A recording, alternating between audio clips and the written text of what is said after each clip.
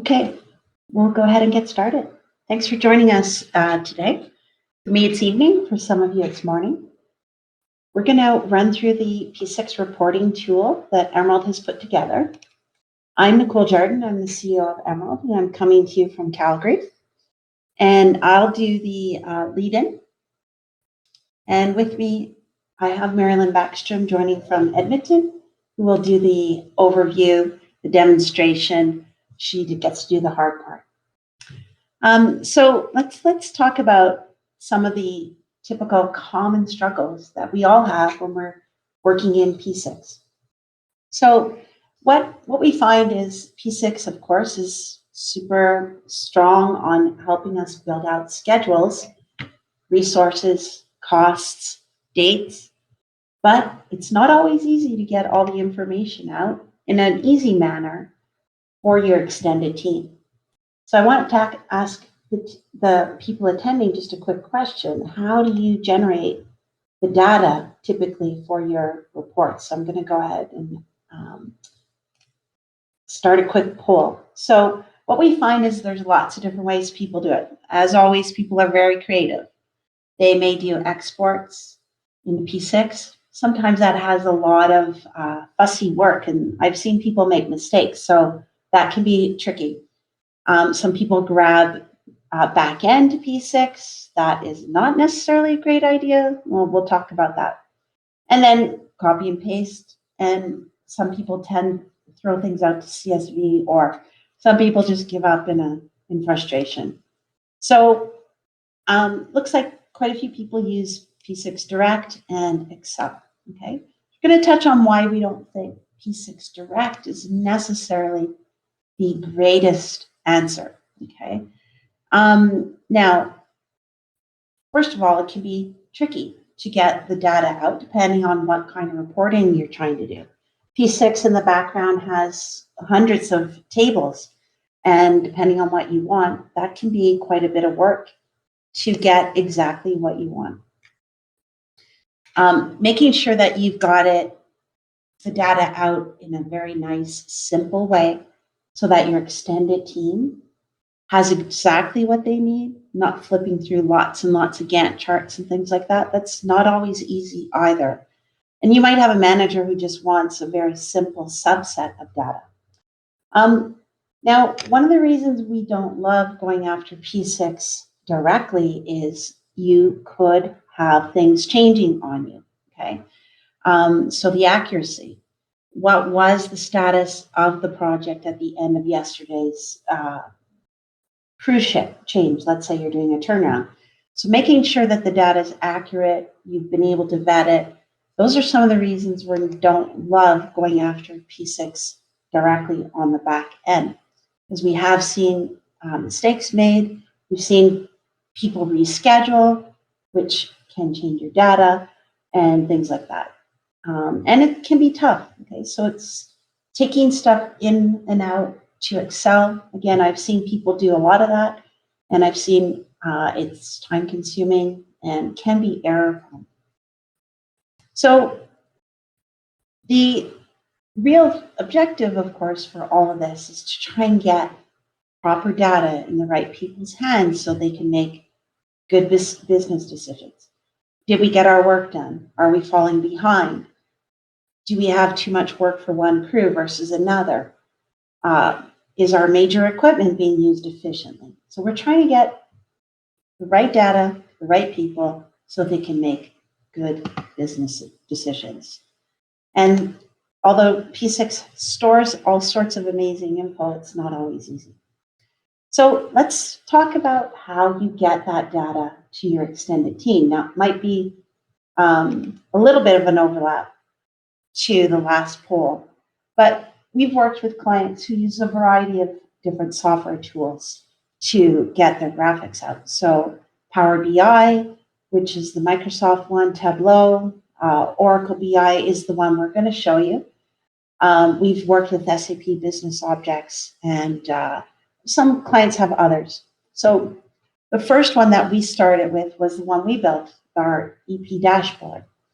And we still have clients who use it, but unfortunately the technology has changed considerably. So we decided to move away from our own dashboard per se and focus more on giving you the warehouse with the easier way to get at the data so that you can produce your own, okay? And there's just so much software out there talking that you can use to generate different kind of graphics. So let's before we jump to the benefits, let me run through kind of how the system works, and then Mary Lynn will show you some examples. Now these are food for thought examples. There's just so many different things that you can do with the data that you have in P6. So typically getting at the data, especially the spreads, and when we talk about spreads, we're talking about anything that is kind of time-based. So things like resources and costs are spread over different period buckets. So that time-based data. That stuff is pretty difficult to get out of P6 and to get it out correctly. So putting it out to Excel, I touched on already. And then, of course, making sure that you've got not only the data, but maybe the titles of your codes, things like that, can be a challenge. So kind of making the data easier to work with is what we talk about when we talk about normalizing the data.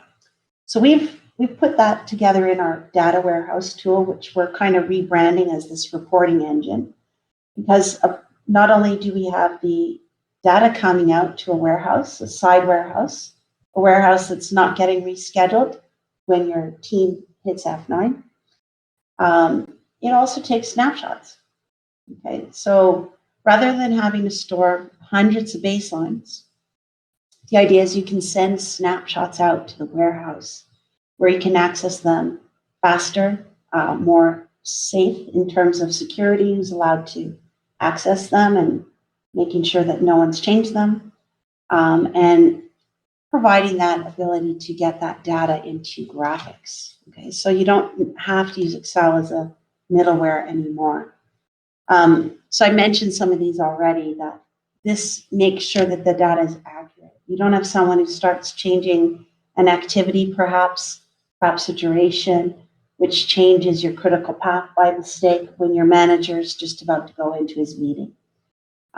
So there's that benefit of it being more real time, but not so real time that you have some of these oops moments that you can get into when you're putting together graphics in Excel. So what we've put together is very comprehensive, very much simpler to use. There's less tables to work with than if you're going after the back-end P6 data.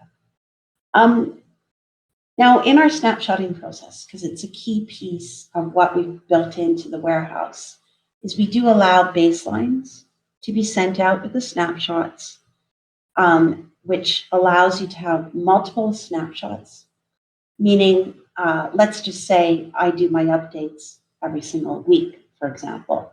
So I can have it automatically snapshot and put into the warehouse my weekly updates. We also take a current update every single day.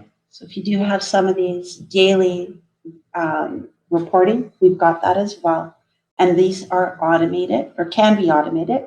They can also be run as ad hoc, so as needed.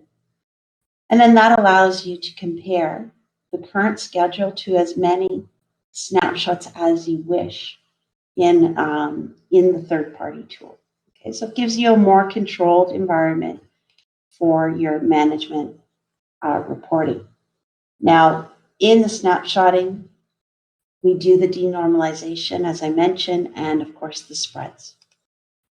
We've made more and more changes to our warehouse, so to the P6 reporting engine. And some of the latest changes is we're capturing calendar information and logic information. So the idea is you can use it to do comparisons between your last month's schedule and this month's schedule, perhaps, that you've received from your contractor. Okay, so we've added more features to enable more schedule comparison type reporting as well. So not only does the P6 reporting engine include these this data warehouse with the snapshotting capability, we've also developed some data views, starting points to make it much easier for your team to build reports in any of the reporting engine tools that you've chosen within your corporation, so that it's a quicker jump start to get that reporting out from the system. Okay. So those are the main points. I think I kind of ran through this question already. So I think what I'll do is I'll move over to let Mary Lynn give us a deeper dive into some examples. So we'll take a closer look at different things that you can do with the reporting. And again, this is food for thought. Reporting, especially dashboards, can be go in many, many different directions. Okay, so I'll hand it over to Mary Lynn. I think you can take control, Mary Lynn.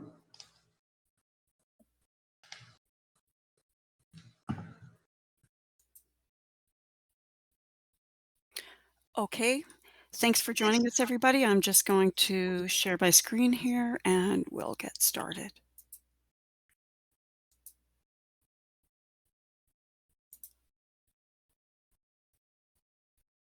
Okay, just before I get started, you should be able to see my P6 on the screen now. I just want to double check, make sure we're sharing the right screen, etc. So before we get really into it, I just wanted to give you a little bit of a look at when we talk about a portfolio.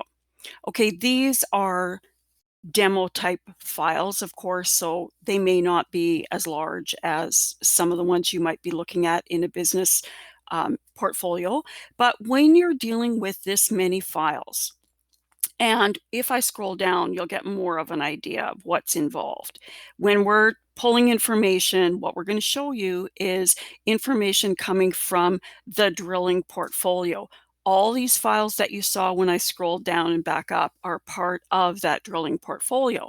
So you'll see right away where the reports are going to make it very easy to monitor certain aspects of your projects. So you can tell at a glance, do I have a problem I need to be concerned about? Or are things pretty much rolling along the way I had anticipated? So yes, I need to watch what's going on, but I don't need to really start pressing the panic button just yet. Now, what we've done is these projects, of course, some have progress in them, some don't, as a typical portfolio would have. And we've already taken snapshots of these projects. So if I go over and have a look at some of the information that I've got available, and I'll just maximize this so you can see it better. Now, this particular dashboard is giving you portfolio information. So what are we looking at? We're looking at this easy. I can just glance at this and I can see a roll up of things like the finish date status. Now, I can have counts on these dashboards. In this case, I've got projects started this period, finished, and there is a period filter. So I can go in here and set whatever filter I need. Right now, it's just defaulting to the full range, but just to give you an example of where you might want to set that up, perhaps you have a defined fiscal year that you need to monitor this type of information for. You can definitely go up and just using your filter, set up the filter that you need. Now, there are a number of different ways that you can, of course, slice and dice the information from a portfolio. In this case, all the information on this particular dashboard is to do with portfolio dates. So in other words, do I have some projects coming early? In which case you can see at the bottom, we do have one.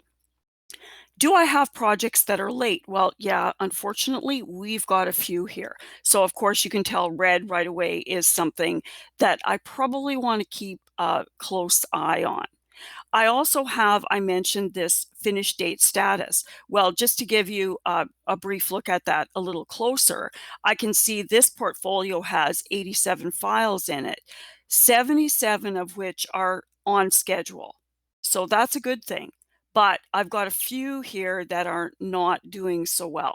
So I've got, for example, 4 that are behind in the range of 0 to a month, that type of thing, between 1 day and a month. Now, if I look at the next one, it's 3 to 6 months, and you go down the line. So it's categorizing them for you, giving you a very high level look at that kind of information. Now, it's not limited to exactly what's on the dashboard. You can create a lot of different reports out of the information that's in Data Warehouse.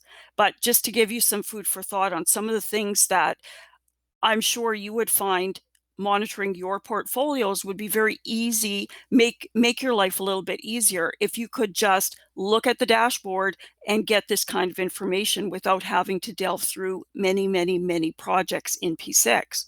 So if I look at my portfolio costs, I've got very similar type of breakdown, but this is looking at the cost side of it, including a cost variance trend by period. So there's a lot of different information, and don't forget, all of this information is coming from the data warehouse. So you take your snapshots and you have got all this information available to you. So my projects over budget, these are the top 5 projects over budget, and this one is by percentage over, top 5 again. And any of these that you want to look at on your desktop, don't forget, of course, I've done it once already, you can maximize them to see them a little bit better. Any of these graphs, of course, if you hover over the piece you're looking at, gives you a little bit more information inside. So you can get a feel for, just for with those first 2 dashboards, kind of the magnitude of information that you can have easily rolled up and easily at your fingertips at any point. Now, if I needed to look at, for example, a specific region, I can do that as well. Again, your projects may not have the same regions attached. This sample data actually has regions coded into the projects, so you can slice and dice it a slightly different way. So all food for thought, but just something that I would start thinking about, because if you don't already think about it, this may just kind of spark the interest, because how many times have you spent a lot of time getting this type of information together for a meeting or for somebody to be able to look at it and make specific decisions? Well, this information is available in the dashboard all the time once it's set up. Now, in this case, what we're looking at is portfolio hours. So we have one sample set up that was dates. The next one we looked at was costs. Now we're looking at hours. So we've got different breakdowns. But here's another kind of a spin on what you can look at here. I did say that we had different codes. We have a region code attached. We also have a team code attached. Now, that team code is allowing us to roll up the information, of course, just a little bit differently. Because of the fact that we've got the team code attached, we've got statistics here that give kind of an interesting insight into what's going on. So I've got the central team. They've got 2 projects that are right now over budget. The rest are doing okay, but they've got 2 are over budget. The East team, they're all on budget, as is on the far right, the South team, all on budget. North team has 1 project that's over budget. Now, depending on what type of projects you're dealing with, sometimes this is a little bit of a pain point to get out of P6, especially if you haven't got the report set up to really summarize that type of information. Even if you've got those already set up, it's another task you have to carry out. So in this case, if you set up data warehouse and you set up the reporting similar to what we've got here, it makes it very, very easy to get the information. So now the next piece that we'll have a look at, this is just some samples of portfolio level information. But we want to know, definitely be able to grasp at a glance, is our portfolio doing well? Do we have certain projects that are over budget or behind on the dates, and we need to look at what's going on? But what about within the specific projects? Well, you can do that type of information here as well. So I can go up, and what I'll do is I'll just select a project. Now you could select any of the projects you've got in your portfolio. I'll select a project. And then, as Nicole mentioned, you can choose the snapshot. So in this case, I'll take the latest one. And I can also choose the baseline, because these files have been snapshot more than once. So in this case, I'll take the baseline that was taken at the same time as this last snapshot. But I could also take the one before or before that, choose any of them in the list. So I get to choose what baseline I want to compare that information to. So once I've got this information set up, what you usually need to do is just go over to the project view, because I changed the filter while I was still in the portfolio view, in case you're wondering why we're not really seeing all the project information. So I changed the filter, and I could have done it in the project tab as well. But in this case, this is what I'm looking at here, and I'll just make sure that it is refreshed for us. There we go. Now, this particular project is complete. You could go through your portfolio and look at any of your projects. Again, according to the filters that you've got attached across the top, you can slice and dice the information. Now, you can tell quite easily, of course, this particular project is complete. It was completed early, and it was also completed under cost, which is nowadays a little bit of a feat of magic, but good on the team for getting that done. So you could have a look at this. You can change projects, but we've got a number of different ones that can show you that type of information. So I'm not going to spend a lot of time on that project level, but you do have, there's the overview. The next one I've got here is the labor piece of it. So if I go in and probably just need to refresh this. Oh, there we go. So of course, you've got some breakdown for labor. Do I have activities over the labor budget? Well, I do. The top 5 by hours over. So of course you can maximize these and have a closer look if that's something that you're going to specifically be looking into, or maybe you want to grab that and send it to somebody or alert them to, you need to go and have a look at this. I've got activities under labor budget by the hours and by the percent. Now, I also have, of course, project costs. So as I said, this is a similar information that you had in the portfolio dashboards. But the thing is, even at the project level, it makes it so much easier just to look at a dashboard knowing that that has got the information you're looking for, rather than stress yourself out and have to run different reports and pull different pieces and hope that your information comes together the way you wanted it to. Once this is set up, it is going to give you the reports very consistently, and you control, of course, what filters you're using. Now, we do have samples of portfolios. We do have samples at the project level, things that you can put into the canvases so that you've got a dashboard and you can monitor the specifics that you want. But just looking at the dates, the costs, and the hours is a very high level perspective. So what we want to look at now, these are drilling files. So out of the drilling files, there's a lot more things that you can set up so that you can monitor through these reports to make things a lot easier for yourself. So the next place I'd like to go and have a look here is in the drilling dashboard.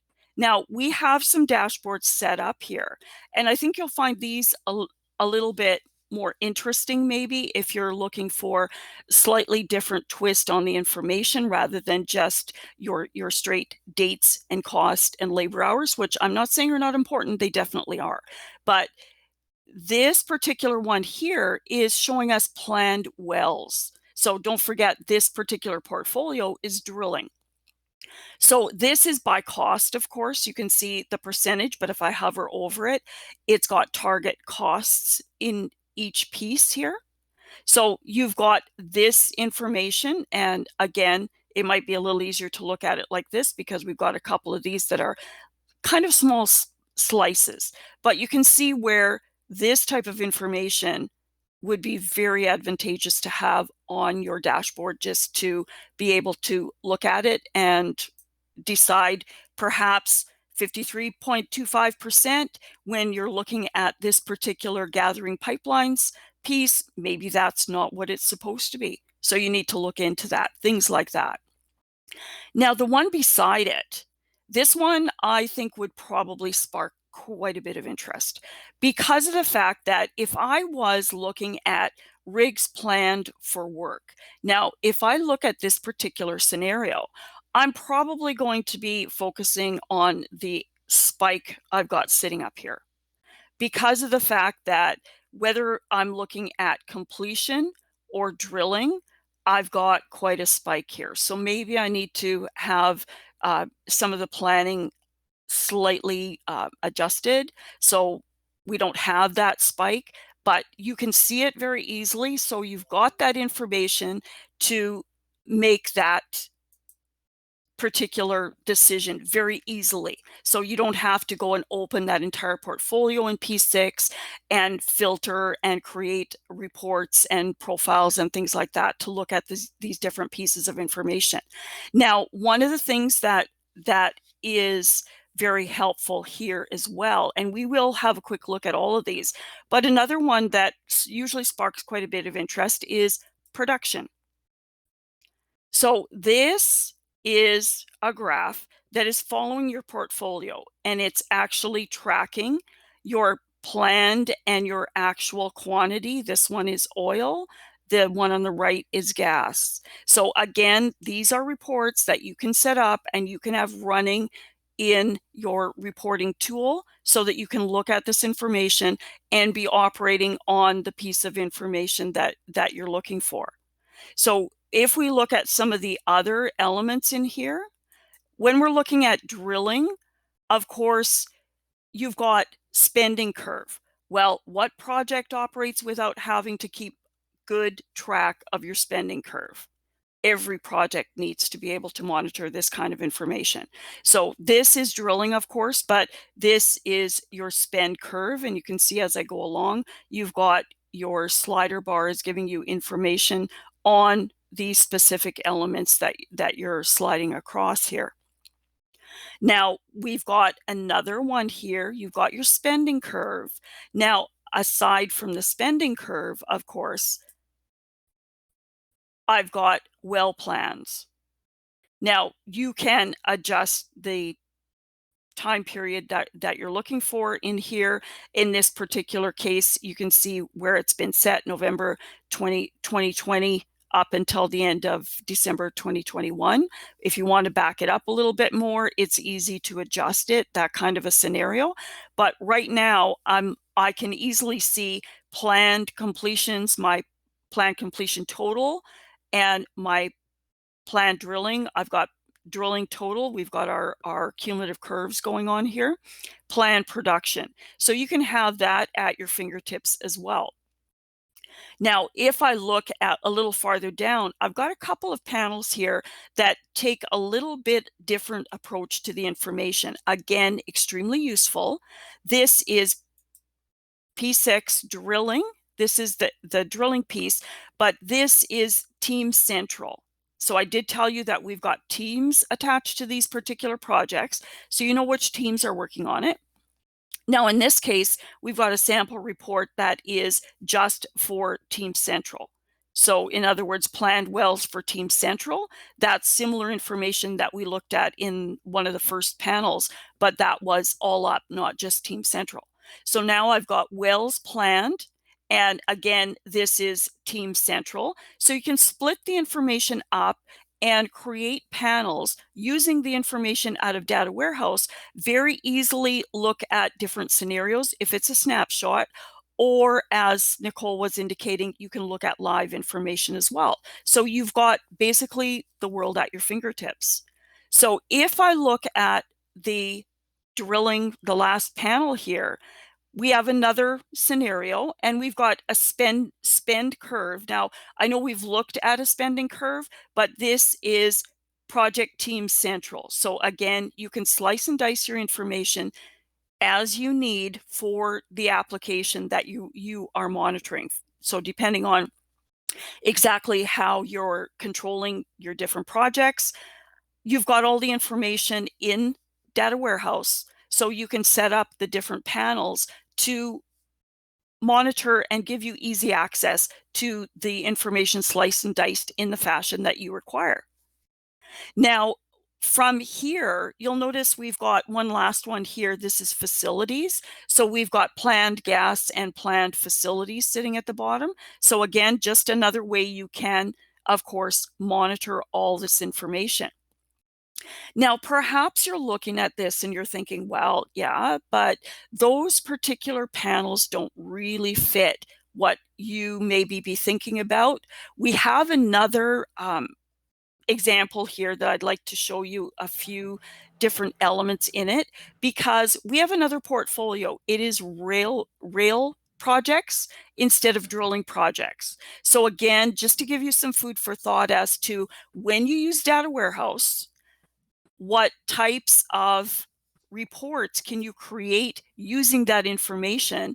And they're there, you access them, you got the information really relatively stress-free compared to what I have actually witnessed in some cases when people are in a hurry and they're trying to get the information out and they're dealing with a lot of files. I mean, P6 is a wonderful scheduling software, but rolling up portfolios sometimes is a little bit more painstaking. So So Mary Lynn, as you're jumping to that, we did get a question that's very similar to what you were just addressing. So one of the questions was, are the charts you're showing, are they editable? So yes, to that point, what we're showing you physically is just food for thought. This sort of representation can be done in any of the tools that your team is using. And what we're promoting is the tool that we've built, the warehouse, which snapshots the data, and the queries that we've built on top to provide grabbing all the right data in pretty typical ways that people want to see the data so you can produce the charts quicker. And yeah, so that's why she's just giving you some different ideas from some of the different kinds of clients that we work with. Okay, thanks, Marilyn. Oh, no problem. Just to follow up on that, very honestly, I have actually created a blank canvas in this tool, used information out of data warehouse, not suggesting they were perfect first off, but they are completely, they are very editable, and you can create different looks off of these, like Nicole was saying. So it's definitely, these are not cast in stone. They don't have to look exactly like this, but like she said, food for thought, because the better you can slice and dice your information so that you can just access a dashboard and see the current information, the more help it's going to be to you. So definitely you want to create something that's going to be monitoring the aspects that you're looking for. So we have another example here. The first set that we looked at there, that was drilling files. So they were giving you access to roll up things like gas production, things like where are my teams deployed for drilling rigs or completion rigs, things like that. But you may be looking at a slightly different scenario. So again, this is still data warehouse snapshot results. It's from a different portfolio set. So these are rail project files. So what we've got here is you can monitor things like the rail annual plan. So rail turnouts. If I look at this, I can see, of course, what is the actual work. We're installing culverts, we're installing crossings, those kind of things. And over the months, how much of each of these pieces of work have I got stacked up here? So rail turnouts, what is the information? Again, this is another way of looking at the information. Now, if you want to compare, for example, Nicole did mention, if you want to see where you were at one point versus another point, you can see you can take other snapshot periods you've created and you can make them viewable as well. So that's another thing that you've got available to you just by clicking a couple of mouse clicks. Now we've got rail welds planned, same idea. If I look at rail welds, am I looking at thermite welds or am I looking at thermite weld switches? That kind of scenario. So again, you've got it across the different months. Now, time scale you can change, what you're tracking you can change, but just some food for thought. Things that you're wanting to monitor constantly can be set up in this scenario using Data Warehouse and make things easy for you to watch. So now if I look at, I've got rail feet planned and I've got rail ties. Now, what if I am not really looking for the actual work that's planned? Well, I can slice and dice my information a little bit differently and look at the plan not by month, but maybe I want to look at it with a little twist on it. I want it by crew, for example. So Yeah, so just to make sure people are following, this is resource data. All these resources are in P6. They're labor, materials, and equipment. Okay, so non-labor. So that's what we're trying to show you here. So this is a very resource intensive type of visuals. Okay, just wanted to make sure that people understood this is stuff from P6 resource assignments that you're seeing. Thanks, Marilyn. Oh, no problem. Thank you. So when we look at the rail welds planned by crew, as Nicole was saying, of course, you've got Alberta Rail, you've got Pack Thermite, and you've got the second crew of Pack Thermite. So depending on how you've got this split up, again, you can see the rail welds, but not just rail welds now. You're seeing split by crew. So another twist on the information. So you've got a lot of different pieces of information. P6, when you create your schedules, there is a lot of good information in there, but it is very, very helpful to be able to draw it out in an easy manner for people to digest in pieces that they associate with. So give them something that they need to monitor and a feed from the schedule, make it really easy for them to see what's going on. Makes all the decisions that need to be made that much easier. So if I look at new rail feet planned by crews, same idea. So you've got, and I'm not going to go through every single one, but just some food for thought here. You can see that there's a lot of information available here, all rolled up for me. So I can go back and reference any of these pieces depending on what information I'm interested in. It's all sitting there. It's all running from, you can have it running right from your information in P6. Now, rail. Yeah, so on this one, for example, if you, even on this one, so think where we are. We physically are in Canada. It starts to get cold in November. So the manager here can tell on this one with the yellow on the right that we're starting to slip into cold weather. So they need to start deciding, oh, do we need to maybe put some extra hours each day to get this from going into November back into October? Okay, so that's something that a manager needs to be looking at, and to actually try and provide that day to day, real time after each of your updates off of P6 is a hell of a job.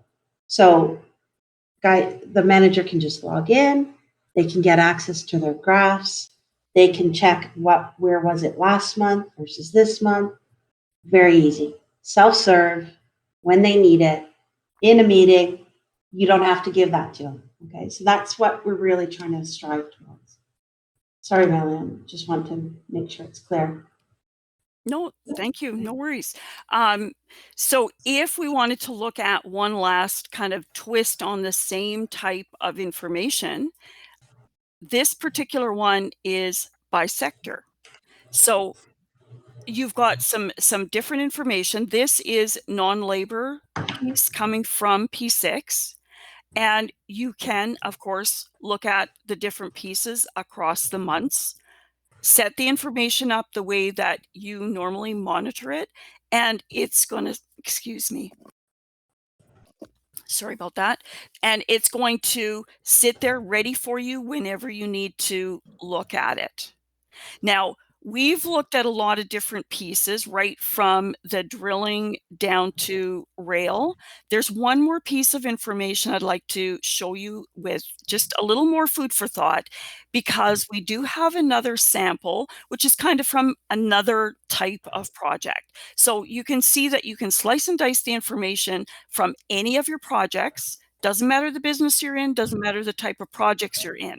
So using data warehouse, you can store the snapshots. You can also directly, as Nicole was saying, pull the information into these different dashboards and different panels in the dashboards.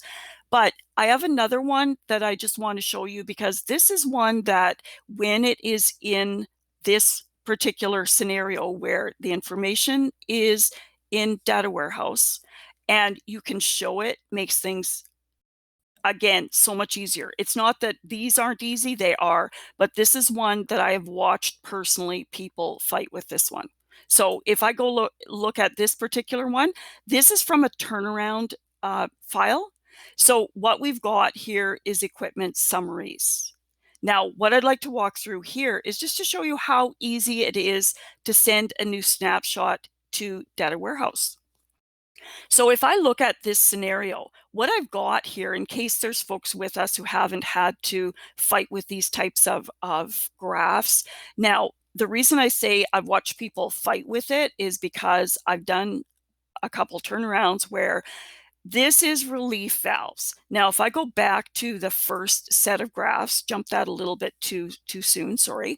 I've got control valve summary. In other words, the status of all the control valves, for example, that are involved in the turnaround. Now, I also have status on exchangers, on piping, and on relief valves. Well, I'll just take a very simple example. Let's look at the relief valve. Now, this is showing the information that is currently in my P6 schedule. Now, when I say I've witnessed people fighting with this, they didn't have this type of scenario happening. And before each update meeting every day, people were doing the kind of coloring in the blocks on a piece of paper on the wall in the boardroom so that it was easily visible, because that's what management wanted to see. Well, of course, there was constant updates going on. And if somebody didn't get to the meeting 10 minutes ahead to do their update, that kind of thing, you have got something that's not updated where management maybe will think it is when they look at what's on the wall, that kind of scenario. Plus, it's that extra step people have to do. Now, they're always updating their schedule, so that doesn't change anyways. So if they're updating their schedule, and updating their schedule can produce this for managers, leaders, all the people who need it, you've just cut out another frustrating step for all the people who need to do these updates. So if I look at this, you can see that I've got my different relief valves, and this is demo information. So of course, this is a fairly short list. I've actually worked on turnarounds where relief valves, PSVs, things like that, we had in the hundreds.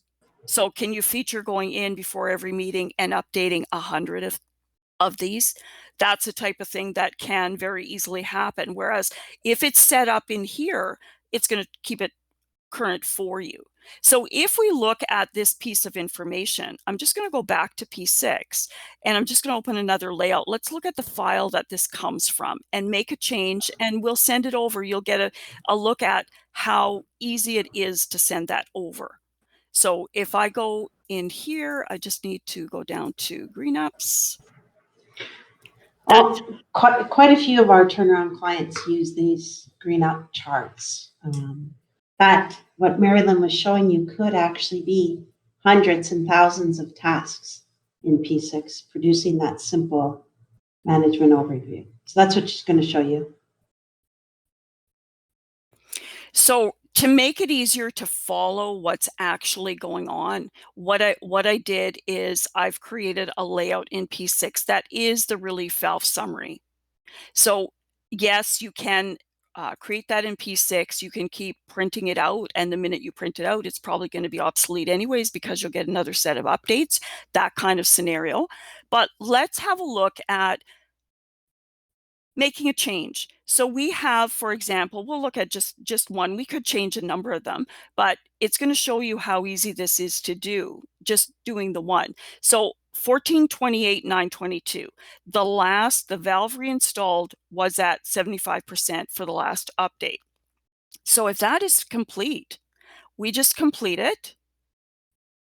Now, if we want to send this information back to P6, it's so simple. All we do is go into projects.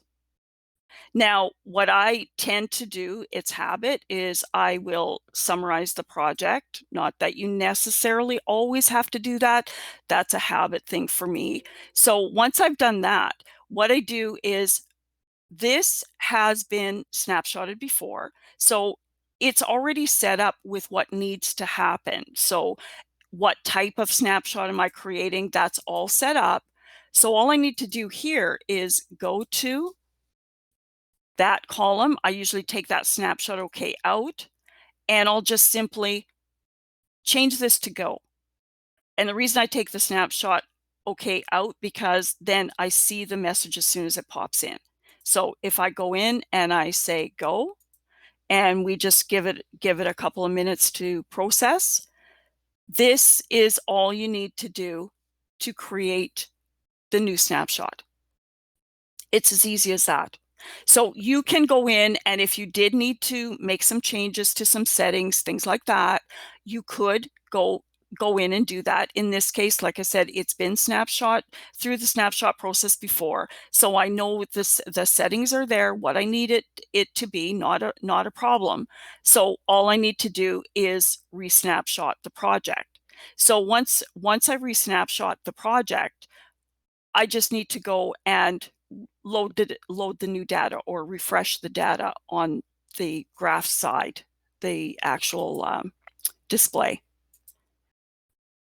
So I'm just going to refresh this. This one usually doesn't take, none of the snapshotting really takes a really long time.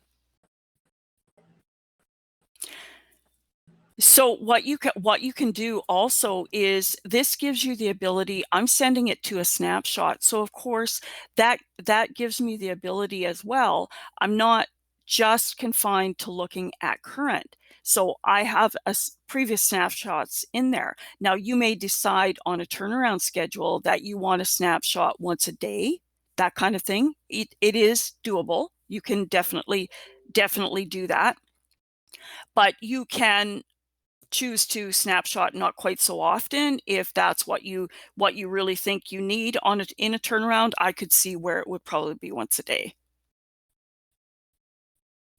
So this should come through shortly, and we'll just go back and have a look at the other side. Of course, a watched pot never boils. So We can snapshot more than once a day as well. If you want to do that, let's say you do 2 shifts and you do updates at each end of each shift, you can do that as well. So the daily thing is not a limitation. It's just one methodology. You can do them as often as you wish. Okay, sorry, Marilyn. Oh, I'm sorry. I didn't mean to confuse the point. 100%, you can do it as often as you need. The only thing I was thinking about turnarounds, if you're doing it at least once a day, then you're going to have the most current for usually there's a major management meeting first thing in the morning. But definitely, as Nicole was mentioning, my apologies for creating confusion there. It is not confined to once a day. So we have our snapshot created. So what I want to do here, I'm just going to minimize this. Now I need to go back here, and you'll notice there's going to be another column show up here because I just need to reload the data is all. So I need to display it, and I'm looking for my relief valve. So I just go to relief valve and just tell it to reload the data. I'm just letting the software know that something new is there. So it needs to reread it because it was already displaying on my screen. Not that dissimilar to, and you can see as soon as it reloaded, there's my 100% on that particular piece. So it's really not difficult to send new information to snapshots or to update these particular displays, whichever one you happen to be in that you need to update it. So on that note, I do hope that that gives you kind of food for thought, just a flavor for what is available, because personally, I find this type of scenario where you can have the graphs available all the time, running on current information, ever so useful. So I will pass this back over to Oh, let's Nicole. let's just stay there in case somebody has a question that we might need to stay in there. There's Okay, been sorry. a few more questions. Let me just take a look. I'm trying to answer them as they come. Schedule predictability information. I'm not sure if I know exactly what you're looking for, so we should kind of understand that a bit more. I don't know if it's related to quality metrics at all. So we do have our P6QA tool, which you can graph the information in. And I'm not sure if that's answering the question or not. Marilyn, I'm not sure if you showed a green up that had the stuff out of order. I think that's a handy one for people to see because these sort of green ups can be used for engineering stages as well. You know, issued for review, issued for approval, issued for estimating, construction, things like that could be exactly the same sort of idea here. In this case, this is equipment in a turnaround, but it could be different engineering packages as well. So these sort of green ups can be great. And we do actually have one here that does show them out of order. That is a very good point because these are something I like to reference because it gives you a very quick look at, okay, this one definitely has a bit of a problem because how can we be installing it when these ones in front are not even started? That kind of scenario. It becomes very obvious. Okay. Okay. So the predictability is the trending. So yes. So I'm not sure if we have an amazing example right at hand. Our so trending is very easy to do when you've got the snapshots. So you compare, let's say CPI from last month to this month, and we have those metrics. So just having different dashboards that show different snapshot values is the way that you would do that. So yes, because we have the different snapshots, that's quite easy to put together. Whether it will finish on time or not, on budget or not. Yeah. Yes, so exactly. So comparing the snapshots, let's say for the end date, in that case, snapshot 1, 2, 3, 4, 5, 6, just getting the finish dates, for example, can show you a trend line on where that end date was going to come together. Okay. So I think what we'll do is we'll take that as an action item to put a scenario like that together and send you some screen grabs, send everyone attending. I think that'll help because I think that's a good one. We have that in our dashboard, our EP dashboard, but I don't know if we have any of those in these live examples, Mary Lynn. I was just having a quick look, but no. Yeah. Okay. Okay. We'll put it as an action item because we've Yeah. got that sort of idea in our dashboard. But we didn't port it over into this as of yet, into this ODB. So this is the Oracle data visualization. Again, there's just so many tools on the marketplace. We've worked with Tableau, we've worked with Power BI, Business Objects. I think there's another one, but it's escaping me. So those are the main ones that most of our clients seem to have as their corporate standard. And dashboarding is becoming more and more of a key component. which makes sense because, of course, this allows the management to get immediate access to the different metrics that they need to be aware of. And it's self-serve. That's the key thing. So they don't have to come and ask you, give me a report, give me a report, email me a report. You can let the team know that you've done your snapshot, everything's been updated, and they can go in and go ahead and start looking at their own information, and they can use it in the meetings in the morning. Okay, perfect. Okay, so as we're doing the wrap up, if you have any more questions, go ahead and feed them in. So this can be published. Yes, so this is, what we're showing you is Leica Publishing. However, it is live off the dashboard. Now, this particular software has the ability to do a narration, which essentially takes a picture and lets you put notes all over it and save it. So the Oracle BI also has something similar. It's called a briefcase. So it's also something similar. And some of them have the ability to push them into PowerPoint. Okay, so they all have different features, just depending on what you're looking for. Okay, and usually the publishing, this narrate, is uneditable. So it takes like a picture and then you can put notes on it, essentially. So they all have that sort of concept, I think, in them. They just call them slightly different things. Okay, so I've tried to tackle the questions as Marilyn was going through, but yes, keep feeding them in, and I'll just do the wrap up. So hopefully you saw some things that could bring some food for thought for your projects. Everyone's projects are different, and what you need to report on could also change from project to project and portfolio. So this is by no means the only thing that you can do with the tool. They were just some ideas to get you brainstorming. And we showed you some things that we've done for some of our clients, but there's definitely a lot more that we've been able to do over the years. So what we found with our clients, the key thing here is to make it more efficient. It's already hard enough to keep your project up to date, let alone make sure you're on top of all the different reporting that the team needs. So making that more efficient and easier to get at, then going to the back end of P6, then going into the P6 engine that they provide. We find that our engine is still easier to manage, maintain, and work with.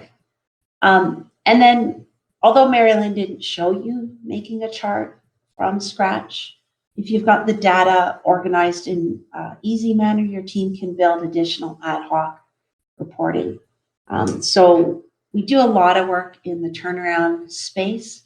So heavy on resources, heavy on major updating, and being able to roll up summaries is a huge, huge win. That way they don't have to look at a 20, 30, 40-page Gantt chart that they just won't read. You know, that's really the reality, unfortunately, with what you're working with typically on a day-to-day basis with P6. Making sure that you don't have to push things out to Excel and make a mistake.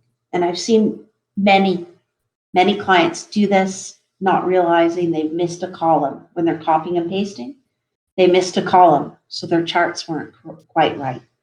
That sort of stuff is what you avoid when you put a data warehouse and then a reporting engine on top, which of course goes to the accuracy as well, to make sure that you know you're not making any mistakes and you've got the real data from P6. Those are some of the big wins that we've had. Okay.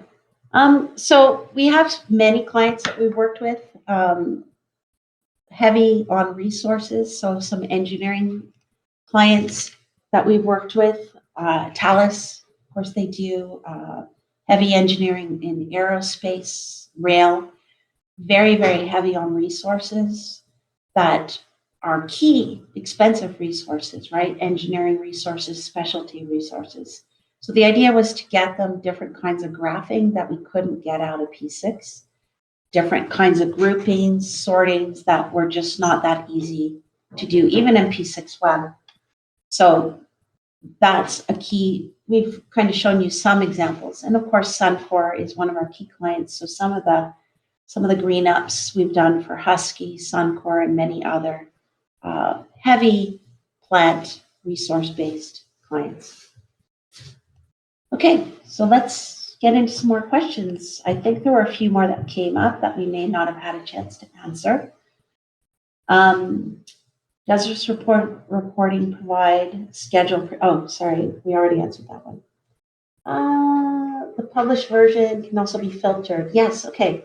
So the publishing can be filtered depending on the way that your software tool works. So what we were showing you was using published data or warehouse data, or what we call snapshotted data, into a self-serve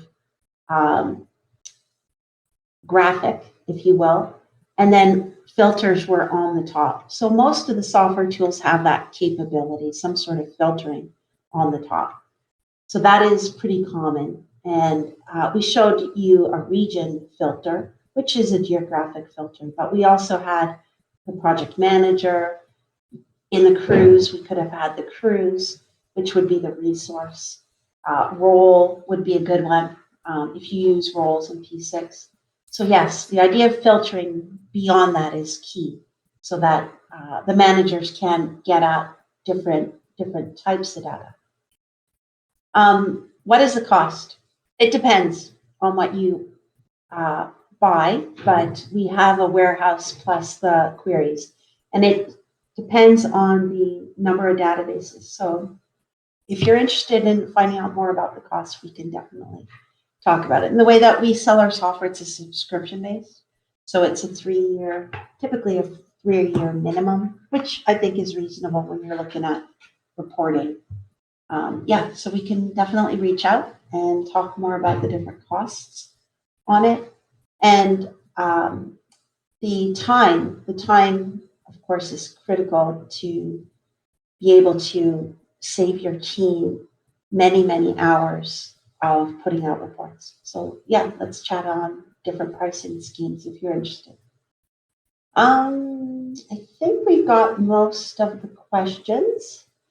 Yeah, I think we've touched on all the questions. So of course, if we've missed any, or if you think of some after we've finished, that's just fine. Reach out to us and we're happy to run through that in more detail. So we've got the contact info for Donna as well as Mary Lynn, and Donna's in the Philippines, so that may be closer geographically to you. And Mary Lynn, of course, is in Edmonton here. So thanks for attending. We do appreciate your time. And again, this particular session is very much a food for thought session, because there's so much different reporting capability once you move into a dashboard. So thanks for attending, and stay on if you have another question or two. But otherwise, thank you for joining.